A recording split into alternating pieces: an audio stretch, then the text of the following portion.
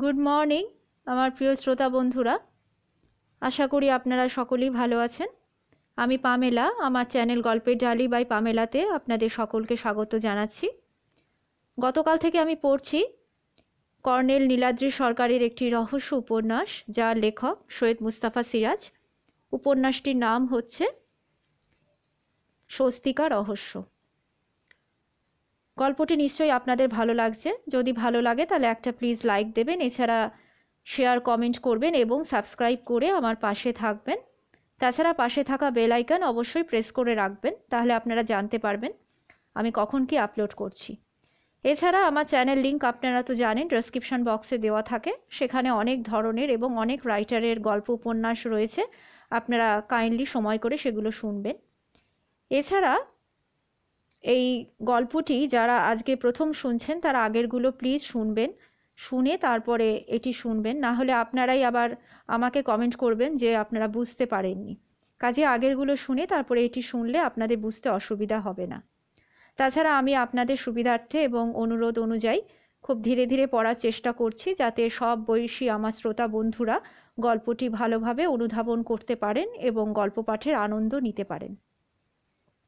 তাহলে চলুন আর দেরি করব না, সরাসরি চলে যাচ্ছি গল্প পাঠের আসরে। আজকের গল্প হচ্ছে স্বস্তিকা রহস্য, অধ্যায় ৩। অবিশ্রান্ত বৃষ্টির রাতে বন বাংলোর বারান্দায় বসে কফি পানের এই অভিজ্ঞতা তুলনাহীন। বৃদ্ধ প্রকৃতি প্রেমিক মুগ্ধভাবে কথাগুলো উচ্চারণ করলেন, তারপর চুরুট জেলে আমার দিকে তাকালেন। বললেন, জয়ন্ত, তোমাকে বলেছিলাম না, ভীমগড়ের বৃষ্টি ভীমের মতোই দুর্ধর্ষ, বুঝলে? আমার মনে বটকৃষ্ণবাবুর চিঠিটা ঘুরপাক খাচ্ছিল। বৃষ্টির দিকে মন যাচ্ছিল না। ভদ্রলোক একবার না হয় কোনো কারণে মিথ্যা বলেছেন, দ্বিতীয়বারেও কি মিথ্যা বলবেন? বিশেষ করে নবকুমার বাবুর একপাটি পামসু এবং রক্ত আবিষ্কার করার মতো সাংঘাতিক ধোঁকাবাজি করবেন কর্নেলের সাথে? আমাকে চুপচাপ থাকতে দেখে কর্নেল আবার বললেন, জয়ন্ত, তুমি তো দেখতে পাচ্ছ কেল্লাবাড়ির ধ্বংসস্তূপের ঘাসে নবকুমারের চাপ চাপ রক্ত কিন্তু বৃষ্টিতে ধুয়ে যাচ্ছে। এক পাটি পামসুও ভিজতে পারে, যদি না বটকৃষ্ণবাবু সেটা হাতিয়ে থাকেন। বলে বটকৃষ্ণবাবু সেই কথা তিনটে আওড়ালেন। বুঝেছি, কিন্তু তা কেমন করে সম্ভব? ভারী অদ্ভুত তো। আমি ক্ষুব্ধভাবে বললাম, কর্নেল, আপনার এই হেয়ালিপনা না এক বিচ্ছিরি অভ্যাস কিন্তু। এক ভদ্রমহিলা এই জন্যেই আমাকে বলেছিলেন আপনার ওই কর্নেল ভদ্রলোক বড্ড ন্যাকা। কি বললে জয়ন্ত? ন্যাকা? আর তুমি হেয়ালিপনা বললে? শোনো জয়ন্ত, সত্যিকারের হেয়ালিতে নিজেই যখন হাবুডুবু খাই, তখন হেয়ালির লেজ ধরে টেনে তোমাকে দেখাই, যদি তুমি এমন কোনো সূত্র দিতে পারো আমাকে যাতে উদ্ধার পাই। ডার্লিং, আমাকে বাধ্য হয়ে ন্যাকা সাজতে হয়, বুঝলে? কেন বলো তো? দেখো, যে ঘটনার কিছুটা জানি বাকিটা জানি না, তখন ন্যাকামি আমাকে উদ্দীপ্ত রাখে। অর্থাৎ অর্থাৎ হলো অন্যের প্রতিক্রিয়া আমি বুঝতে চাই। তো কি দেখা যাচ্ছে, বটকৃষ্ণবাবু সেই শেষ সংলাপ তোমার মধ্যে কোনো প্রতিক্রিয়ার সঞ্চার কিন্তু করতে পারেনি ডার্লিং। তা আপনার পেরেছে? হ্যাঁ জয়ন্ত, পেরেছে, বুঝলে, পেরেছে।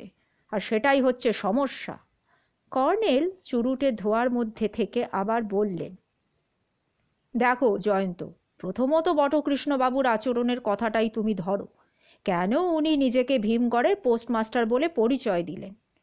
তা শুনলাম তো এটা ওর নাকি স্বভাব, উনি এই করেই লোক ঠকান। হ্যাঁ, কিন্তু আমাদের কাছে কিসের কিসের আশায় উনি মিথ্যে পরিচয়টা দিলেন? এর কিন্তু একটাই জবাব হয়, উনি সাঁতরা পরিবারের সঙ্গে আমাদের যোগাযোগ ঘটাতে চেয়েছিলেন।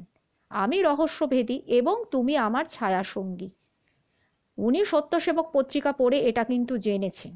আবার এদিকে দেখো, সত্যি সাঁতরা পরিবারে একটা রহস্য রয়েছে এবং দয়াময়ী দেবী আমাকে ওই অদ্ভুত শব্দছক আঁকা কাগজটা কিন্তু দিয়েছেন।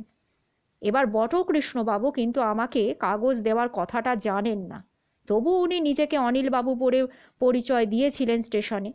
এবার তুমি চিন্তা করো জয়ন্ত, বটকৃষ্ণবাবুর উদ্দেশ্যটা কি ছিল? বুঝলাম। আপনার কীর্তিকলাপ পড়ে ওর মাথাতেও রহস্যভেদের একটা বাতিক মনে হয় চারা দিয়েছে। Right you are Jayanta, right. এবার দেখো, উনি ছিলেন পোস্টম্যান। প্রসন্ন রায়ের ঠিকানায় আসা একটা চিঠি, যার মধ্যে ওই স্বস্তিকা এবং শব্দছক আঁকা ছিল, সেটা উনি দয়াময়ী সাঁতরার লেটার বক্সে ফেলেছিলেন কেন? বটকৃষ্ণবাবুর অন্য চিঠি খুলে একটা পড়ার তো অভ্যেস ছিল, এটা তো আমরা জানতে পেরেছি। না জয়ন্ত, খামে কিন্তু প্রেরকের নামটা ছিল না, কিন্তু ডাকঘরের সিল ছিল। পোস্টম্যানরা অস্পষ্ট সিল কিন্তু পড়তে পারে, ওটা অভ্যাস। যেমন ধরো, ছাপাখানায় কম্পোজিটাররা খারাপ হাতের লেখাও কম্পোজ করতে পারে। পোস্ট অফিসের সিল আমিও আতস কাছে পড়েছি, বুঝলে। ওটা পোস্ট করা হয়েছিল কেদারনাথ থেকে।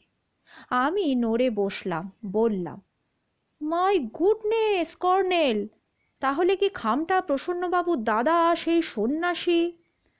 আমার কথার উপর কর্নেল বলে উঠলেন, বাহ জয়ন্ত, বুদ্ধিমানের মতোই কথা বলেছ।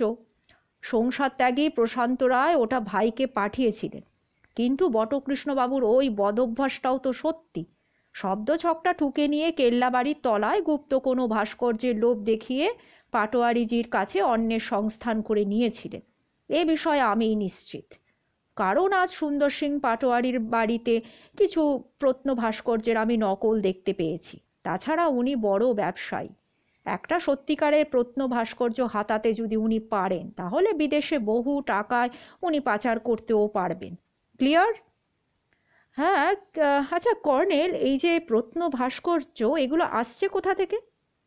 দেখো জয়ন্ত, স্বস্তিকা নাগমিথুনের প্রতীক, সেটা আমি তোমাকে আগে বলেছি।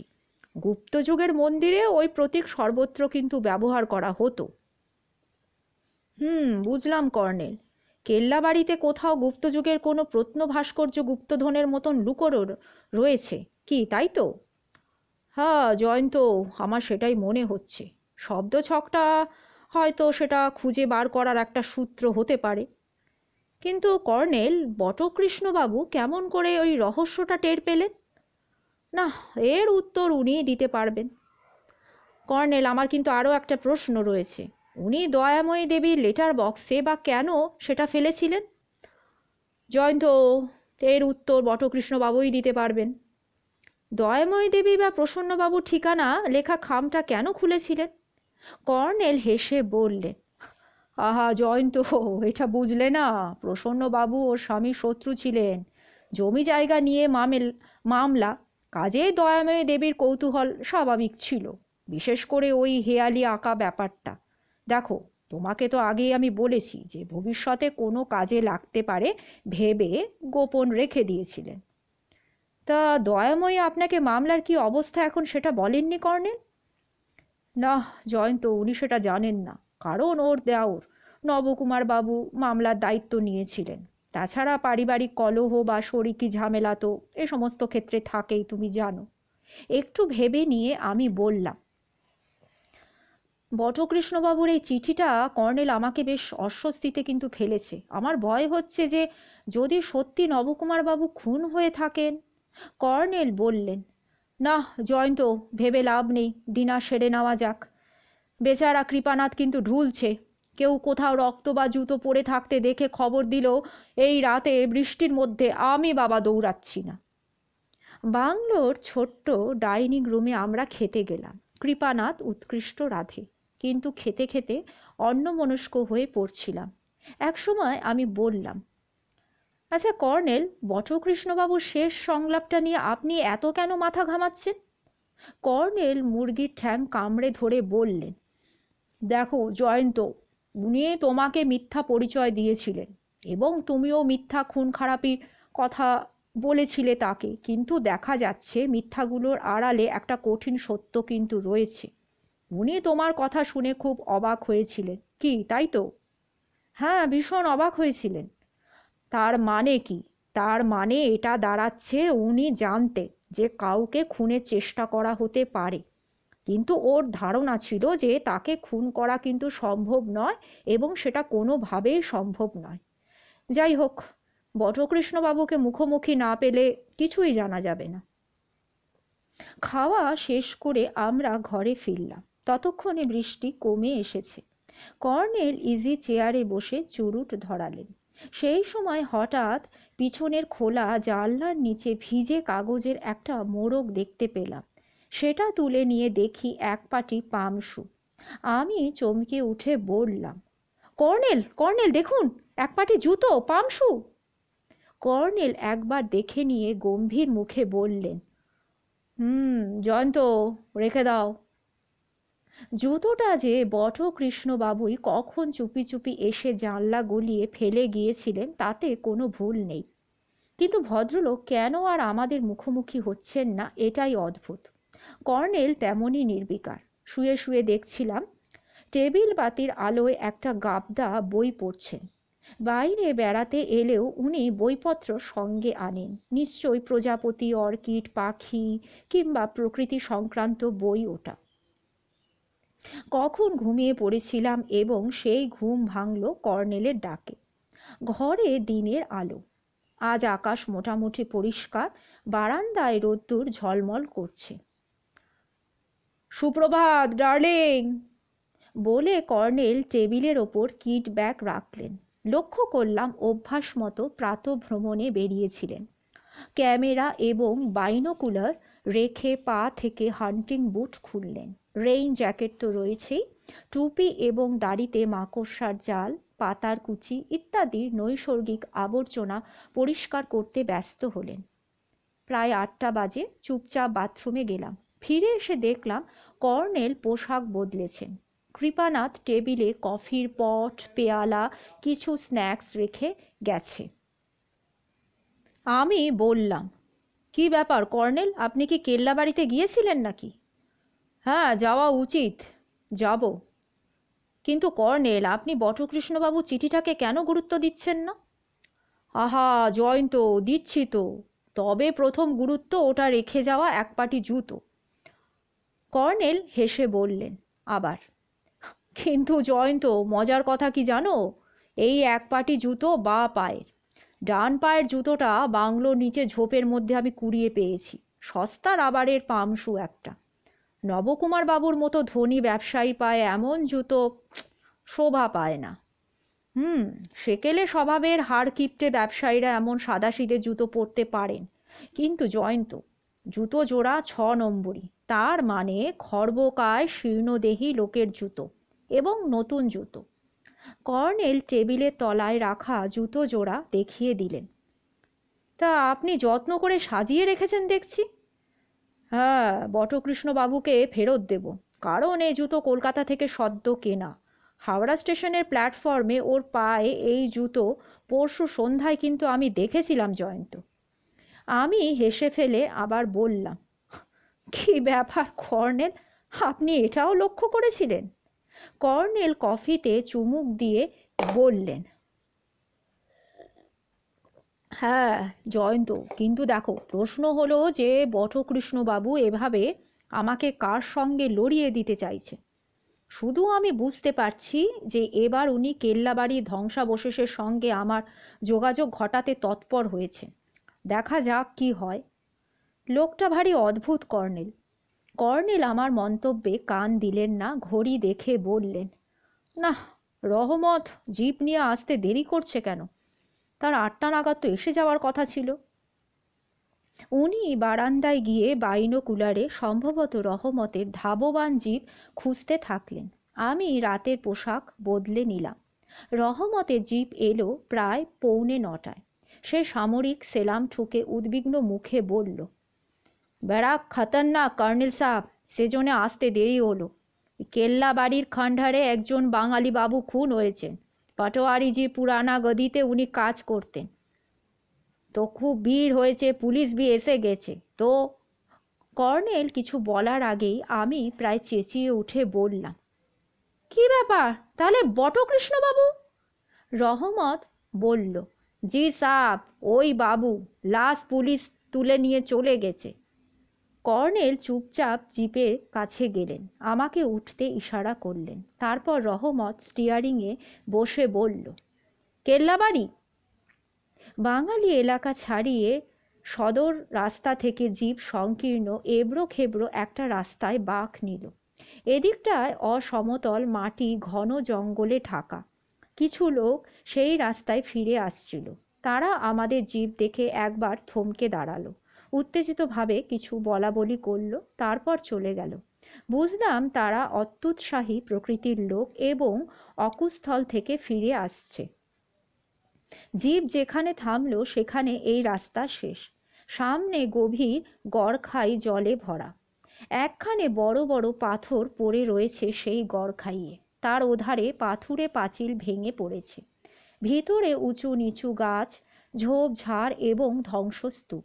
তার ফাঁকে জরাজীর্ণ একটা বিশাল ইটের বাড়ি দেখা যাচ্ছিল। রহমতের সাথে পাথরের ওপর দিয়ে আমরা কেল্লা বাড়িতে ঢুকলাম। পায়ে চলা পথ দেখে বোঝা গেল কৃপানাথের কথাটা ঠিক নয়। কেল্লা বাড়িতে লোক চলাচল করে।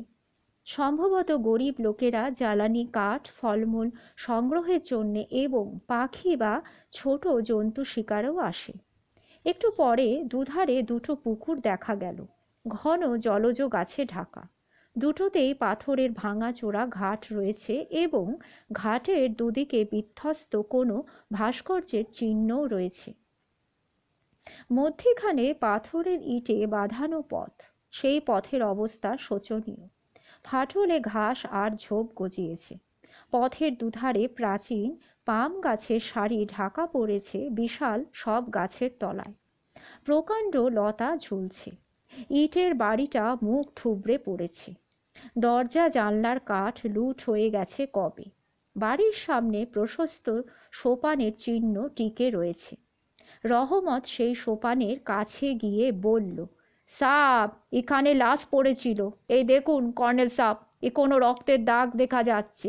বোরে আবার বারিশবি হয়েছিল তো, রক্ত তো ধুয়ে গেছে। কর্নেল বললেন, তা লাশ প্রথমে কে দেখতে পেয়েছিল? সাব, মুসওয়ার বস্তির একটা লোক। তো ও খরগোশ তাড়া করে এসেছিল। লাশ দেখে সে বাঙালি টোলায় খবর দেয়, তারপর পুলিশের কাছে যায়। তা রহমত, তুমি কি জানো যে কি দিয়ে খুন করা হয়েছে? কর্নেল সাহেব, মাথার পিছনে ওই শাবলের ঘা মেরে খুন করেছিল। শাবলটা তো পাশেই পড়েছিল, পুলিশ নিয়ে গেছে। হুম, আচ্ছা, পাটোয়ারি জি বা তার কোনো লোক কি এসেছিল, তুমি দেখেছো? জি হ্যাঁ সাব, ওর ভাতিজা আরো অনেকে এসেছিল। হুম, আচ্ছা, লাশটা কি অবস্থায় পড়েছিল রহমত? সাব উপরোয় পড়েছিল। হুম, তাহলে খুনি পিছন থেকে মাথায় ঘা মেরেছিল বলে কর্নেল ধাপ বেয়ে উপরে উঠলেন। বারান্দা দুটো মোটা থামের অর্ধেক ভাঙা এবং বারান্দা ধ্বংসস্তূপে ঢাকা পড়েছে। রহমতের নিষেধ গ্রাহ্য না করে কর্নেল বারান্দার ধ্বংসস্তূপের ওপর দিয়ে চলে গেলেন। আমি কৌতূহলী হয়ে ওকে অনুসরণ করলাম। রহমত পিছন থেকে বলল, আমি জিপের কাছে যাচ্ছি স্যার। কর্নেল একটি দরজার ফাঁকে ঝোপ সরিয়ে উঁকি দিচ্ছিলেন। সেই সময় লক্ষ্য করলাম ঝোপের এক পাশটা কাত হয়ে রয়েছে এবং ছোট কয়েকটা ডাল ভেঙে পড়েছে। টাটকা ভাঙা বলেই আমার মনে হলো। সেদিকে কর্নেলের দৃষ্টি আকর্ষণ করলাম। উনি শুধু বললেন, দেখেছি জয়ন্ত। তারপর উনি মেঝের ধ্বংসস্তূপে উঠে থমকে দাঁড়ালেন। ওর মুখে বিস্ময় লক্ষ্য করে বললাম, কি ব্যাপার কর্নেল, কি হয়েছে? কর্নেল মৃদু স্বরে বললেন, জয়ন্ত, পুলিশের এটা তো চোখে পড়া উচিত ছিল। তবে আমি প্রকৃতিচর বলে প্রকৃতির কোথাও যেটুকুনি অস্বাভাবিকতা আবিষ্কার করতে পারি, পুলিশ ওটা পারে না। বিশেষ করে বর্ষাকাল এবং গত 3 দিন ধরে বৃষ্টি হয়েছে, তার ফলে অনেক অস্বাভাবিকতা ঘুচে গেছে। এবার আমিও সাবধানে পা ফেলে স্তূপটায় উঠলাম। একপাশে বিপজ্জনকভাবে দুটো লোহার বর্গার কিছুটা নেমে এসে স্তূপে ঢেকেছে। তার উপর ছাদের খানিকটা অংশ এবং তলায় ঘন ছায়া। মেঝের বাকি অংশে রোদ্দুর পড়েছে। আমি বললাম, খোঁড়াখুড়ি চিহ্ন নাকি কর্নেল? না, কেউ খুঁড়তেই এসেছিল, তবে খোঁড়া হয়নি। উল্টো দিক থেকে কেউ এসে পড়েছিল। ওই যে দেখছো না, হ্যাঁ, উল্টো দিকের দরজার ঝোপের ওই একই অবস্থা। বলে কর্নেল কিট ব্যাগ থেকে একটা ছোট্ট খুন্তির মতো জিনিস বের করলেন। বিরল প্রজাতির উদ্ভিদের চারা সংগ্রহে ওটা ওকে আমি ব্যবহার করতে দেখেছি। এবার উনি দু হাতে রবারের দস্তানা পরে বিপজ্জনকভাবে ঝুলে থেকে ছাদটুকুর তলায় ঢুকে গেলেন। সাবধান করতে গিয়ে আমি থেমে গেলাম, জানি উনি আমার কথায় কানই দেবেন না। প্রায় 2 মিনিট খোঁড়ার পর কর্নেল বেরিয়ে এলেন। আমি একটু হেসে বললাম, কর্নেল, গুপ্তযুগের প্রত্নভাস্কর্য খুঁজতে আপনি কিন্তু বড্ড বেশি রিস্ক নিচ্ছেন। এখানে কিন্তু সাপের আড্ডা আমার মনে হচ্ছে কর্নেল। কর্নেল বললেন, জয়ন্ত, অত্যুৎসাহী বটকৃষ্ণবাবু নিজের বুদ্ধির দোষে প্রাণটা খুইয়েছেন। বেচারার জন্যে আমার ভারী দুঃখ হচ্ছে। বলে কর্নেল বেরিয়ে গেলেন। সোপানে পৌঁছে আমি দেখলাম কর্নেল দাঁড়িয়ে রয়েছেন। আমি তাকে দেখে বললাম, তা কর্নেল, বটকৃষ্ণবাবু কি প্রত্নভাস্কর্যের খোঁজে এখানে এসেছিলেন? না, উনি এসেছিলেন একটা লাশের খোঁজে।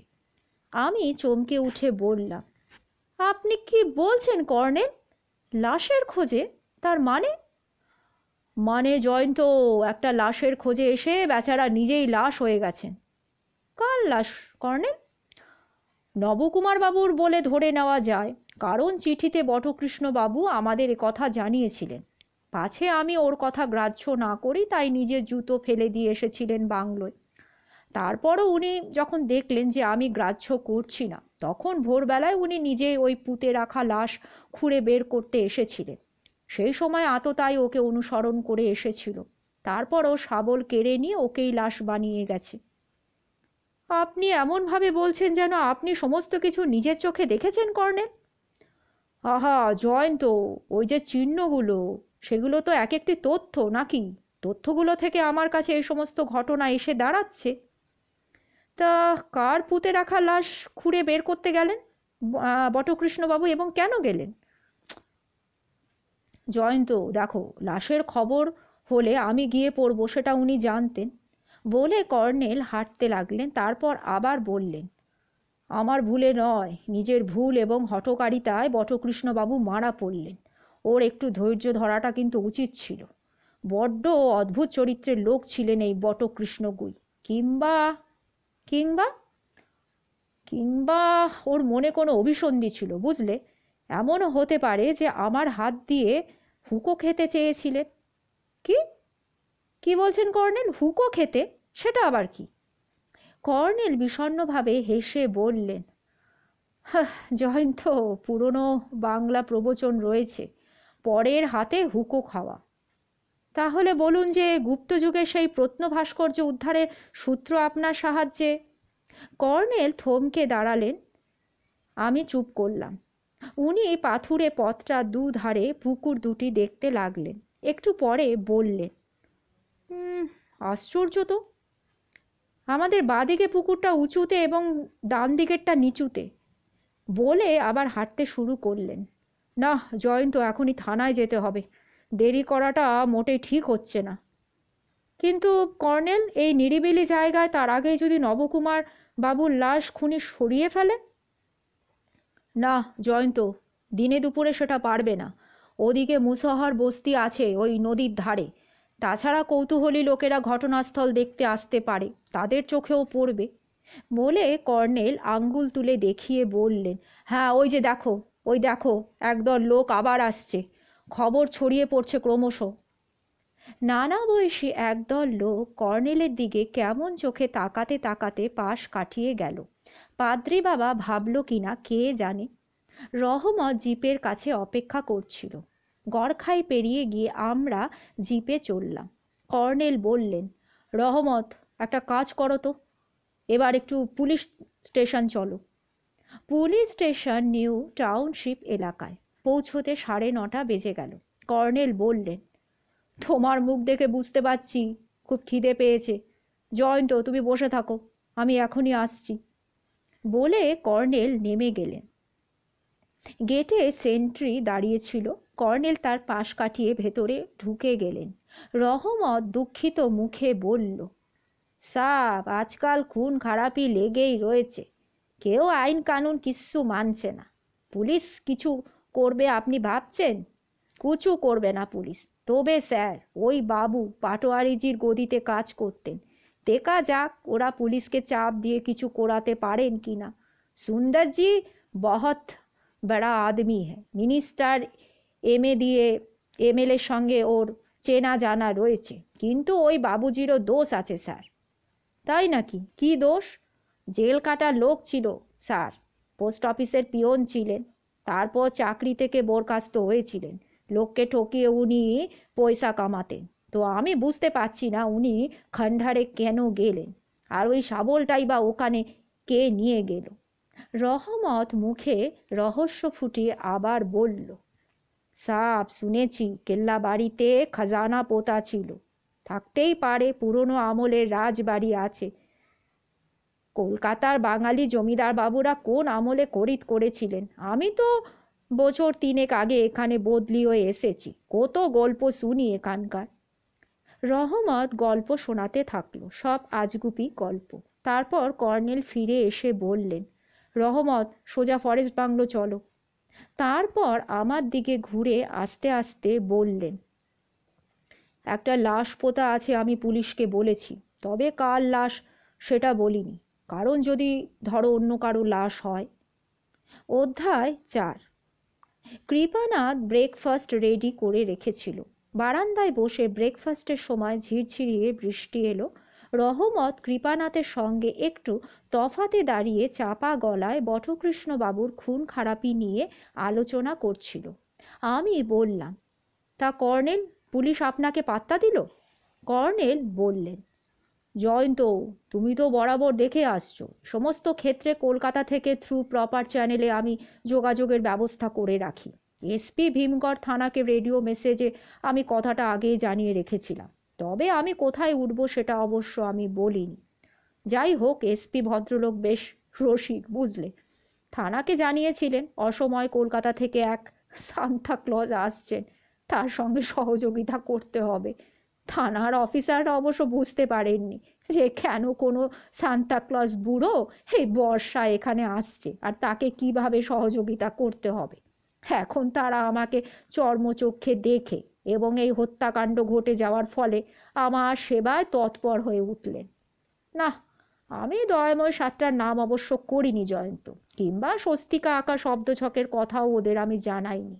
আমি শুধু বলেছি যে এটা সাধারণ খুন খারাপই নয়, এর সঙ্গে একটা জটিল রহস্য জড়িয়ে আছে। আপনারা কেল্লাবাড়িতে পুলিশ ক্যাম্প বসান, কেল্লাবাড়িতে যেন জনপ্রাণীটি না যায়। যদি কাউকে সেখানে দেখা যায় তাকে গ্রেপ্তার করবেন। কি উদ্দেশ্যে সে গিয়েছিল জেরা করে তাকে জেনে নিতে হবে। বৃষ্টি জোরালো না হলেও সমানে ঝিরঝির ধারায় পড়ছিল, সেই সঙ্গে এলোমেলো হাওয়া। বাংলোটা টিলার মাথায় বলে হাওয়ার দৌরাত্ম্য অনেক বেশি। ব্রেকফাস্টের পরে ঘরে গিয়ে জানলার ধারে বসলাম। ওদিকটা ঢেউ খেলানো ঘন সবুজ অরণ্য, যত দূর চোখ যায়। মাঝে মাঝে বেখাপচা একটা করে কালো নগ্ন পাথরের পাহাড় অতিকায় হাতির মতন দাঁড়িয়ে রয়েছে। কর্নেল ইজি চেয়ারে বসে চুরুট টানছিলেন। পাশে টেবিল থেকে সেই গাবদা বইটা হঠাৎ তুলে নিলেন, তারপর পাতা উল্টাতে থাকলেন। দেখলাম একগুচ্ছ মন্দিরের ফটো ওর হাতে গিয়ে থামল। এবার আতশ কাচ দিয়ে ফটোগুলিকে উনি মন দিয়ে দেখতে থাকলেন। কিছুক্ষণ পরে সশব্দে বইটা বুঝিয়ে রেখে বললেন, জয়ন্ত ওঠো, একটু বেরোনো যাক। না কর্নেল, ওই আপনার অর্কিডের খোঁজে যদি আপনি বেরোন, আমি কিন্তু বেরোচ্ছি না, বলে দিলাম। ওহো জয়ন্ত, না, কেল্লা বাড়িতে পুঁতে রাখা লাশটা সত্যি নবকুমার বাবুর কিনা সেটা তো জানা দরকার নাকি। গত রাতে ওর বড় ছেলের মুখে আমি শুনেছি যে উনি 2 দিন আগে কলকাতা গেছেন। এদিকে বটকৃষ্ণবাবুর চিঠিতে, বলে কর্নেল থেমে গেলেন। স্বগতোক্তির ভঙ্গিতে ফের বললেন, হুম, বুঝেছি, কিন্তু তা কি করে সম্ভব? ভারী অদ্ভুত তো। ওহ কর্নেল, আবার বটকৃষ্ণবাবুর সেই শেষ সংলাপ আপনি আওড়াচ্ছেন। আহা জয়ন্ত, সংলাপটা ক্রমশ কিন্তু গুরুত্বপূর্ণ হয়ে উঠছে। তোমার সংলাপে শেষাংশ তুমি স্মরণ করো। তুমি বলেছিলে ব্যাপারটা টপ সিক্রেট কিনা, নামই লোক। আপনার তো মুখস্থ আছে দেখছি। হ্যাঁ আছে, কর্নেল বলে দরজার দিকে পা বাড়িয়ে আবার বললেন। তার উত্তরে বটকৃষ্ণবাবুর ওই তিনটি কথা। তুমি বলেছিলে নামই লোক, তাই তার হত্যাকাণ্ড পুলিশ চেপে রেখে তদন্ত চালাচ্ছে, ব্যাপারটা টপ সিক্রেট। এগুলোর জবাবে বটকৃষ্ণবাবুর উক্তি। হুম, বুঝেছি, কিন্তু পরের বাক্যে তার উক্তি, তা কি করে সম্ভব? জয়ন্ত, এখন কিন্তু মনে হচ্ছে যে সেই নামই লোক যার খুন হওয়ার সম্ভাবনা আজ করেছিলেন বটকৃষ্ণবাবু কি করে খুন হতে পারেন এটাই ভারী অদ্ভুত তার মনে হয়েছিল। কিন্তু কেন মনে হয়েছিল? না না, তখন আমি ওই তিনটে কথার মানে খুঁজতে ভুল দিকে কিন্তু ছুটেছিলাম। এখন মনে হচ্ছে আমি ঠিক দিকেই চলেছি, বুঝলে? তা ঠিক দিকটা কি কর্নেল? দেখো, যার খুন হওয়ার সম্ভাবনা বলে ধারণা ছিল বটকৃষ্ণবাবু, তিনি নিশ্চয় বটকৃষ্ণবাবুর সঙ্গে একই ট্রেনে কলকাতা গিয়েছিলেন, কিংবা বটকৃষ্ণবাবু তাকে একই ট্রেনে কলকাতা যেতে দেখেছিলেন। দেখো জয়ন্ত, বটকৃষ্ণবাবু আসলে নবকুমার বাবুর কথা ভেবেই ওই উক্তিটা করেছিলেন। Sure, 100% sure. বলে কর্নেল টাকে হাত বুলিয়ে টুপি পরলেন। বাংলোর পোর্টিকোর তলায় জিপের দিকে আমি এগিয়ে গেলাম। রহমত ছুটে এলো। বৃষ্টি এখন কমে গেছে, টিপ টিপ করে বৃষ্টি পড়ছে। সমতলে বড় রাস্তায় পৌঁছে কর্নেল বললেন, রহমত, আমরা নবকুমার সাতটার বাড়ি যাব। আমি জিজ্ঞাসা করলাম, তা কর্নেল, আপনি কেল্লাবাড়ি যাবেন না? না না, আগে ওর বাড়ি, তারপর কেল্লাবাড়ি। গত রাতে এলাকাটা রহস্যময় মনে হয়েছিল। দিনের আলোয় দেখলাম মোটামুটি ভদ্র পরিবেশ, একটা করে পুরনো বাগান বাড়ি, তার পাশে এককালীন ঝকমকে স্থাপত্য, প্রচুর গাছপালা, এমনকি আম বাগানও রয়েছে। একটা সুন্দর মন্দির দেখতে পেলাম, কালী মন্দির না হয়ে যায় না। চোখে পড়ল পুরনো কিন্তু মেরামতে ভোল ফেরানো একতলা একটা লাইব্রেরি এবং সাইনবোর্ডে বাংলায় লেখা বান্ধব পাঠাগার, স্থাপিত 1931 খ্রিস্টাব্দ। শুধু রাস্তাটাই যা বিচ্ছিরি। সাঁতরাবাবু নতুন বাড়ির পিছনে পুরনো বাড়িটা বেমানান হয়ে দাঁড়িয়ে রয়েছে। গেটে জিপ থামলে আবার কুকুরের হাঁক ডাক শোনা গেল। রহমত নেমে গিয়ে ডাকছিল, বাবুজি, বাবুজি। কর্নেল নামার পর আমি নামলাম। দোতলার বারান্দায় গ্রিলের ভেতর আবছা দেখা যাচ্ছিল এক প্রৌঢ়কে, প্রকাণ্ড ভুঁড়ি, গায়ে ফতুয়া এবং পরনে লুঙ্গি। বললেন, কে? রহমত বলল, सब लोग कलकत्ता से आया बाबूजी, आपका मुलाकात मांगता। একটু পরে তিনি গেটের কাছে গেলেন। কর্নেল নমস্কার করে বললেন, নমস্কার, আমি কাল সন্ধ্যায় এসেছিলাম, নবকুমার সাঁতরা মশাইয়ের সঙ্গে একটু দেখা করতে চাই। আমি নবকুমার সাঁতরা, ভেতরে আসুন। অবাক হয়ে তাকিয়েছিলাম বটে, কিন্তু একটা অস্বস্তি আমার ঘুচে গিয়েছিল। এই ভদ্রলোকের লাশ কেল্লাবাড়িতে মাটির তলায় থাকা আমি বরদাস্ত করতে পারছিলাম না। কেন পারছিলাম না কে জানে। বসার ঘরে সোফা এবং আলমারিতে পুতুল রয়েছে, একটা ডিভান আছে, কিন্তু শিক্ষা সংস্কৃতির কোনো ছাপ নেই। বিদ্যমান ব্যবসায়ীদের মতো ঐশ্বর্য প্রদর্শনেরও প্রবণতা আমার চোখে পড়ল না। সোফায় বসে কর্নেল নিজের নেম কার্ড দিলেন। নবকুমার সেটা পড়ে দেখে কর্নেলকে ফেরত দিলেন। একটু আড়ষ্টভাবে হেসে বললেন, সুনীলের কাছে শুনেছি বৌদি আমার পিছনে সিআইডি। কর্নেল বাধা দিয়ে বললেন, না না সাঁতরা মশাই, আমি পুলিশ নই, একসময় আমি সামরিক অফিসার ছিলাম, এখন রিটায়ার্ড। তা আলাপ করিয়ে দিই, ইনি হলেন জয়ন্ত চৌধুরী, কলকাতার প্রখ্যাত দৈনিক সত্যসেবক পত্রিকার একজন সাংবাদিক। সাঁতরা মশাই আমার দিকে মন দিলেন না। তিনি বললেন, কাল রাতে কলকাতা থেকে ফিরেছি, ট্রেন 2 ঘন্টা লেট। সুনীল আপনাদের কথা বলল আসা মাত্র। এদিকে সন্ধ্যাবেলা বট খুন হয়েছে শুনলাম। আমি স্যার কোনো ব্যাপারে কিন্তু নেই। বৌদি খামোখা আমাকে ভুল বুঝছে। তারই হেস্তনেস্ত করতে আমি কলকাতায় গিয়েছিলাম। তো বৌদি ওর প্রপার্টি শেয়ার বেচবে না, বেচবে পাটোয়ারিজিকে। বড্ড জেদি মহিলা স্যার। কর্নেল বললেন, আচ্ছা, রায়বাবুর সঙ্গে আপনাদের মামলার কি অবস্থা? মামলা হাইকোর্টে ঝুলে আছে, তবে বৌদি রাজি হলেই মিটে যাবে অবশ্য। রায়মশায়ের বয়স হয়েছে, 80 বছর হলো। ছেলে নেই, একটি মাত্র মেয়ে। সে তো বরের সঙ্গে আমেরিকায় থাকে। রায়মশাই গঙ্গা যমুনা আমাদের দিয়ে কেল্লাবাড়ির বাকি অংশ। কর্নেল বাধা দিয়ে বললেন, দাঁড়ান 1 মিনিট, কি বললেন আপনি, গঙ্গা যমুনা? আগে হ্যাঁ স্যার, কেল্লাবাড়িতে দুটো পুকুর রয়েছে, একটার নাম গঙ্গা, অন্যটার নাম যমুনা। পুকুর দুটো আর ওই অংশের জমি রায়মশায়ের দাদা আমাকে বিক্রি করেছিলেন। তারপর তো উনি সাধু হয়ে চলে যান।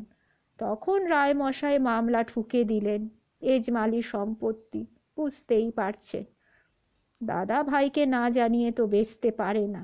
এই হলো গিয়ে মামলা। কর্নেলকে বেশ উত্তেজিত মনে হচ্ছিল। চুরুট ধরিয়ে বললেন, গঙ্গা যমুনা?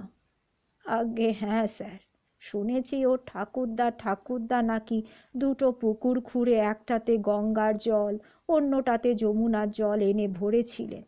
লাখ লাখ জ্বালায় জল ভরে আনা হয়েছিল নাকি প্রয়াগ সঙ্গম থেকে। সত্যি মিথ্যা ভগবান জানেন। বলে শুকনো হাসি হাসলেন সাঁতরামশাই। তারপর আবার বললেন, তবে সেকালে রাজা জমিদারদের খেয়াল ওরকমই ছিল, বুঝলেন। এবার দেখুন, সত্যি হতেও পারে।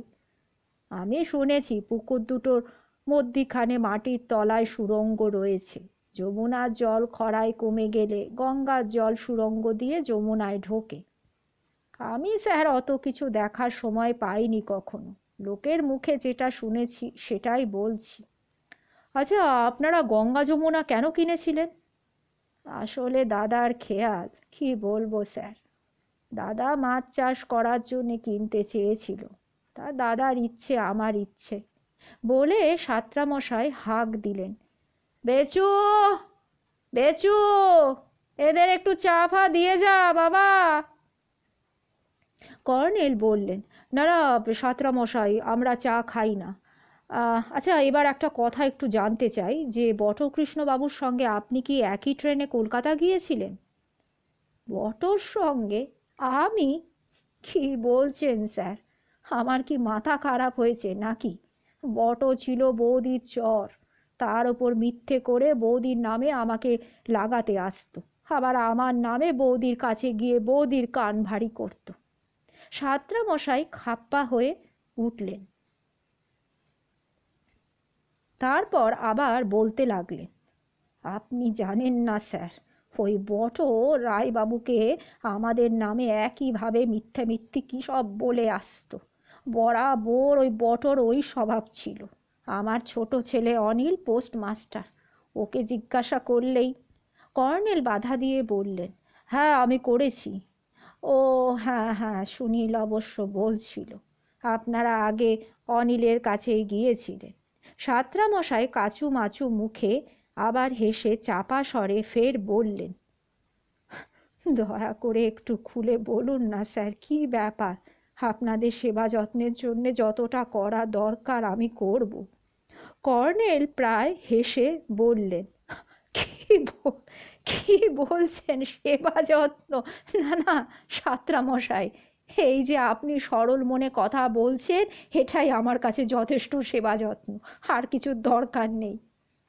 এবার সাঁতরামশাইয়ের মুখে ভয়ের ছাপ ফুটে উঠল। কাঁপা কাঁপা গলায় উনি আবার বলতে থাকলেন, স্যার, মা কালীর দিব্যি বলছি স্যার, বটর কোনো ব্যাপারে আমি কিচ্ছু জানি না স্যার। আপনি বিশ্বাস করুন স্যার, আমি কিচ্ছু জানি না স্যার। না না সাঁতরামশাই, আমি ও ব্যাপারে আসিনি, আপনি নিশ্চিন্ত হন।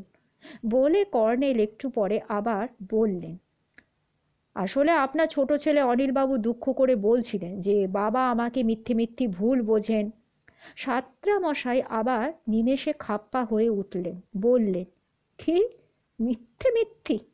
ও এবারই ইদানিং যাতায়াত করছে বা কথাবার্তা বলছে বটে কর্নেল স্যার, কিন্তু অন্য কোনো বাবা হলে ওকে লাঠি পেটা করত, ত্যায্য পুত্র করে ছাড়ত। ঘরের শত্রু বিভীষণ।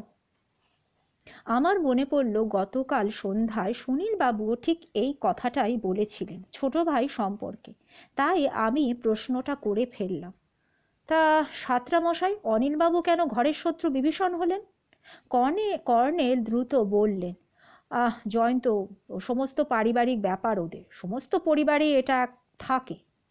সাঁতরামশাই খাপ্পা হয়েছিলেন। তিনি বললেন, না না স্যার, কোনো পরিবারে এমন শত্রু থাকে না। ওর মা বেঁচে থাকলে একদিন, হুঁ, নেহাত আমি ভালো মানুষ বলে এখনো চুপ করে রয়েছি। কর্নেল অমায়িক কণ্ঠস্বরে বললেন, ব্যাপারটা আপনি যদি খুলে বলেন সাঁতরামশাই, আমি কিন্তু অনিলবাবুকে শায়েস্তা করে দিতে পারি। সাঁতরামশাই চাপা স্বরে ফের বললেন, স্যার, বৌদির সন্তানাদি নেই, পুষ্যি নিয়েছেন নরেনবাবুর ছেলে অচিন্তকে। মহা ধরিবাজ গুন্ডা, বৌদির শখের বেড়াল, কিন্তু স্যার বেড়ালের চেয়েও ধূর্ত। সেই হারামজাদার সঙ্গে অনিলের একসময় গলাগলি ভাব ছিল, আপনি বুঝলেন? বুঝলাম, বলুন আপনি।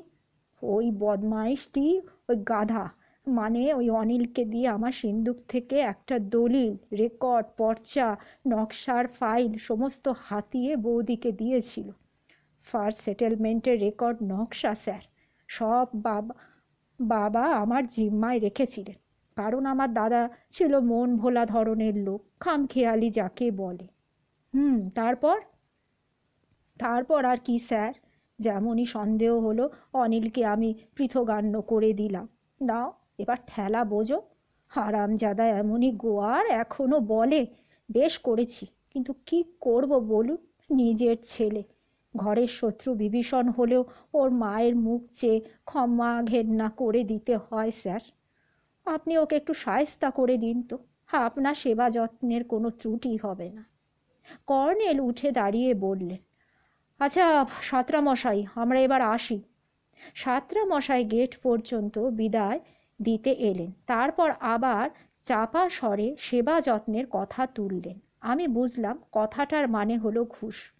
গেটে দাঁড়িয়ে কর্নেল হঠাৎ বললেন, আরেকটা কথা সাঁতরামশাই, বটকৃষ্ণবাবু কি কখনো আপনাকে বলেছিলেন যে কেল্লাবাড়ির গুপ্তধনের সন্ধান উনি পেয়েছেন? আচমকা ওই প্রশ্নে ভ্যাবাচ্যাকা খেয়ে সাঁতরামশাই বললেন, ধরিবাজ ঠক, ওই রকম তো স্যার কত মিথ্যা কথা বলতো, আমি স্যার ওর কোনো কথা কানে নিতাম না। তাহলে উনি আপনাকে কথা বলেছিলেন? সাঁতরামশাই বললেন, হ্যাঁ স্যার, বলেছিল, মিথ্যুকের একটা শিরোমণি স্যার। এই সময় এক ভদ্রলোক সাইকেল চালিয়ে আসছিলেন। সাইকেল থামিয়ে উত্তেজিতভাবে বললেন, নবদা, সর্বনেশে কাণ্ড শুনেছ?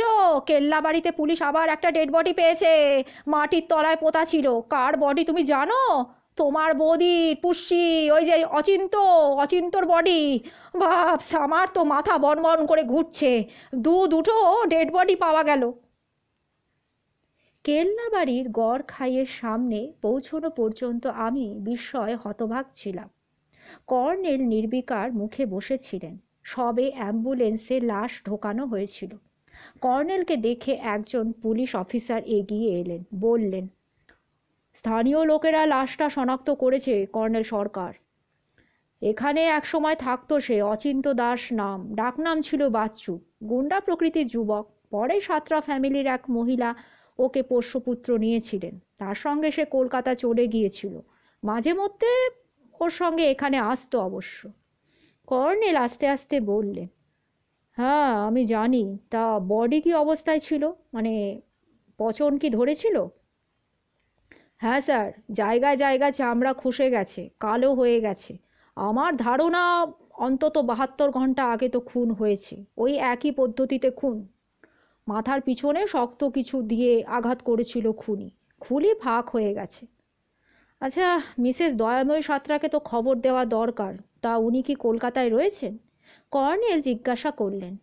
পুলিশ অফিসার আবার উত্তরে বললেন, স্যার, সাঁতরাবাড়িতে আমাদের অফিসার গেছেন।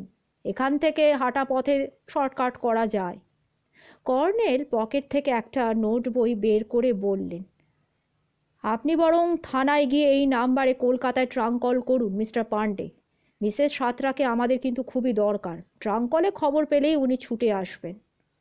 তা স্যার, আপনি কি বডি দেখতে চান? না, তবে মর্গে বডির পোশাক সার্চ কিন্তু করা খুব জরুরি। পরনে কি পোশাক রয়েছে সেটা দেখা দরকার। স্যার, প্যান্ট আর গেঞ্জি, পায়ে চপ্পল রয়েছে। কিন্তু আশ্চর্য স্যার, খুনটা ওখানে করা হয়েছে বলে মনে হলো। মানে যেখানে বডি পোতা ছিল সেখানে। তো এবার বুঝতে পারছি না যে ওই বিপজ্জনকভাবে ঝুলে থাকা ভাঙা ছাদের তলায় ও কী করছিল। কর্নেল পা বাড়িয়ে বললেন, মিস্টার পান্ডে, আমি কেল্লাবাড়িতে যাচ্ছি। তো ভিতরে যে পুলিশ ক্যাম্প আমি বসাতে বলেছিলাম। স্যার, ক্যাম্প করা হয়েছে। এএসআই আহমেদকে আপনার কথা বলা আছে স্যার। আহমেদ ক্যাম্পের চার্জে রয়েছে। ধন্যবাদ বলে কর্নেল গড়খায়ের সেই পাথরের দিকে এগিয়ে গেলেন। কেল্লাবাড়ির ভেতরে আমাদের দেখে একজন সপ্রতিভ চেহারার তরুণ পুলিশ অফিসার ব্যস্তভাবে এগিয়ে এসে বললেন, নমস্তে কর্নেল সাহেব, আমি আহমেদ। আচ্ছা মিস্টার আহমেদ, কেল্লাবাড়ির চারদিকে আশা করি নজর রেখেছিলেন আপনারা? হ্যাঁ স্যার, অবশ্যই। গত রাত্রে প্রচণ্ড বৃষ্টি হচ্ছিল, তবু কনস্টেবলরা সতর্ক ছিল। কিছুক্ষণ অন্তর টর্চের আলো ফেলে জানিয়ে দিচ্ছিলাম যে আমরা রয়েছি। মিস্টার আহমেদ হেসে উঠলেন। ভেঙে পড়া বাড়ির কাছাকাছি বিশাল বটগাছের তলায় দুটো তেরপলের তাঁবু দেখা যাচ্ছিল। তাঁবুর সামনে খাটিয়ায় বসেছিল বন্দুকধারী কয়েকজন কনস্টেবল। কয়লার উনুনে রান্নার আয়োজনও চোখে পড়ল। কর্নেল ক্যাম্পের দিকে গেলেন না, ডান দিকের গঙ্গা নামে পুকুরটার পাড়ে গিয়ে দাঁড়ালেন। ঘন জলজ ঘাসে ঢাকা পুকুরটার বাকি তিন দিক ঝোপঝাড়ে ঢাকা। আহমেদ বললেন, এনিথিং রং স্যার? না বলে কর্নেল উল্টো দিকে ঘুরে হাঁটতে শুরু করলেন। বাদিকের পুকুরটার পাড়ে গিয়ে দাঁড়ালেন। ওই পুকুরটার নাম যমুনা, একটু আগে শুনেছি। এটা একটু নিচুতে, বর্ষায় যমুনাও ভরা এবং ঘন ঘাসে ঢাকা। একটা পানকৌড়ি হঠাৎ উড়ে আমাদের মাথার ওপর দিয়ে গঙ্গায় অবতরণ করল। যমুনায় একজোড়া জলপিপি পাখি পি পি করে ডাকতে ডাকতে ঘাসের আড়ালে গা ঢাকা দিল। কর্নেল ঘুরে গঙ্গার দিকে তাকিয়ে রইলেন। আহমেদ আবার জিজ্ঞাসা করলেন, এনিথিং রং স্যার? কর্নেল হেসে বললেন, না। আচ্ছা মিস্টার আহমেদ, পুকুর দুটোর নাম আপনি জানেন? হ্যাঁ জানি স্যার, ওটার নাম গঙ্গা, হ্যাঁ, আর এটার নাম হচ্ছে যমুনা। শুনেছি স্যার দুটো পুকুরের মধ্যে নাকি একটা গোপন সুড়ঙ্গ রয়েছে। এবার সত্যি মিথ্যা সেটা তো জানি না। আমি এখানে প্রায় 1 বছর হলো এসেছি। অনেক গল্প শুনি স্যার, সবই ওই আজগুবি গল্প বলতে পারেন। কর্নেল বাইনোকুলারে কিছু দেখতে থাকলেন, তারপর বললেন, হুম, ওদিকে একটা মাউন্ট দেখছি। আচ্ছা, ওটা কি কোনো ধ্বংসাবশেষ? আহমেদ বললেন, স্যার, স্থানীয় লোকেরা বলে ওখানে নাকি ভীমের মন্দির ছিল, তবে আমার শোনা কথা স্যার। কর্নেল একটু হেসে বললেন, মহাভারতের ভীমের মন্দির নয়, রাজা ভীম রায়ের মন্দির। বাদশাহ আকবরের আমলের একজন সামন্ত রাজা ছিলেন, তার নামেই ভীমগড় নাম। আচ্ছা, ওই ঢিবির পিছনেই কি নদী রয়েছে? হ্যাঁ স্যার, ছোট্ট পাহাড়ি নদী, তবে প্রচণ্ড স্রোত এখন। কর্নেল ঘুরে আবার গঙ্গার দিকে তাকালেন, তারপর হঠাৎ গঙ্গার দিকে হাঁটতে লাগলেন। এবার আমি বললাম, কিন্তু ব্যাপারটা কি কর্নেল? গঙ্গা যমুনা খেলতে শুরু করলেন কেন? কর্নেল মাঝামাঝি সেই পাথরের ইট বিছানো প্রাচীন পথের ধারে একটা পাম গাছের কাছে থমকে দাঁড়ালেন। বললেন, হুম, জয়ন্ত, এখানে সম্প্রতি কেউ মাটি খুঁড়েছিল দেখতে পাচ্ছি। মাটিটা উঁচু, টাটকা ঘাসও গজিয়ে আছে। না, খুব বেশি দিন আগে খোঁড়া কিন্তু নয়। মিস্টার আহমেদ, আপনাদের ক্যাম্পে খোঁড়ার মতন কোনো শাবল বা কিছু কি রয়েছে? মিস্টার আহমেদ অবাক হয়ে বললেন, স্যার? আমি উদ্বিগ্ন হয়ে বললাম, স্যার কর্নেল, এখানেও আর একটা লাশ কি পোতা রয়েছে নাকি? কর্নেল কোনো উত্তর না দিয়ে পিঠের কিট ব্যাগ থেকে সেই খুদে খনন যন্ত্রটা বের করলেন। তারপর উঁচু ঘাস গজানো একটা স্তূপ খুঁড়তে থাকলেন। আলগা মাটির চাবড়া বৃষ্টিতে নরম হয়ে রয়েছে, সহজে খোঁড়া যাচ্ছিল। একটু পরে বেরিয়ে পড়ল ভাঙা পাথরের মসৃণ একটা টুকরো। 1.5 ফুট লম্বা, প্রায় অর্ধ চন্দ্রাকৃতি পাথরের টুকরোটা কর্নেল উপড়ে ফেললেন। ফাটলের ভেতর জল দেখা গেল। আমেদ উত্তেজিতভাবে বললেন, আশ্চর্য! তাহলে দেখা যাচ্ছে সত্যি একটা সুড়ঙ্গ রয়েছে। কর্নেল! মিস্টার আমেদ, প্লিজ ওই ঝোপ থেকে একটা লম্বা ডাল একটু প্লিজ ভেঙে নিয়ে আসুন তো। আমেদ দ্রুত ডাল ভেঙে আনলেন। কর্নেল ডালটা সুড়ঙ্গে ভরে গভীরতা মেপে বললেন, প্রায় 1.25 মিটার গভীর আর চওড়া হলো 1/2 মিটার। কিন্তু এই গর্তটা খুঁড়েছিল কে? এটাই তো প্রশ্ন। মিস্টার আমেদ হেসে বললেন, কর্নেল কেউ দেখতে চেয়েছিল যে সুড়ঙ্গের গুজবটা সত্যি কিনা। কর্নেল সুড়ঙ্গের জলে তার খুন্তি ধুয়ে কিট ব্যাগে ঢোকালেন। তারপর বললেন, চলি মিস্টার আমেদ, আমি মিস্টার পান্ডেকে বলবো আজই যেন ক্যাম্প সরিয়ে নেওয়া হয়, কারণ আর এখানে নজর রাখার কোনো দরকার নেই। বলে উনি হন্তদন্ত হয়ে গড়খায়ের দিকে এগিয়ে গেলেন। গড়খায়ের ওধারে পুলিশকে ভিড়ের উদ্দেশ্যে ধমক দিতে এবং লাঠি তুলতে দেখেছিলাম। অ্যাম্বুলেন্স চলে গেছে। মিস্টার পান্ডেকেও কোথাও দেখতে পেলাম না। জিপে উঠে কর্নেল রহমতকে বললেন, রহমত, পোস্ট অফিস চলো। আমার প্রিয় শ্রোতা বন্ধুরা, আজকের মতন গল্পটি এখানেই শেষ হলো। আবার কালকে নিয়ে আসবো এর পরবর্তী অধ্যায়। আপনারা গল্পটি এনজয় করবেন এবং সাথে থাকবেন। নমস্কার।